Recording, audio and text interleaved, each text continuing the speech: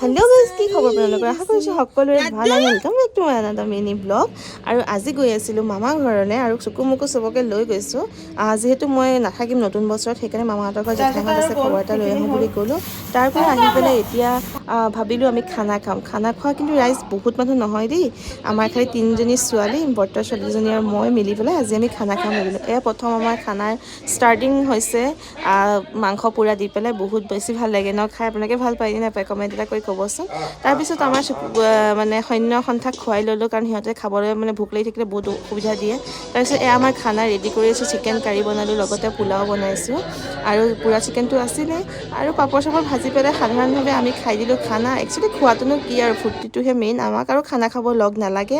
আমি 3দিন থাকিলে আমাৰ খানা এনেই হৈ যায় আৰু প্ৰত্যেক বছৰ আমি খামেই। যিহেতু মই নাথাকিম, সেইকাৰণে সিহঁতেও ক'লে যে খাই দিওঁ দে আমি এদিন খানা এটা, সেইকাৰণে যোৱাৰ আগত খাই ল'লোঁ। আৰু এই নাচা বাগা চুৰো অলপ সময় নাচি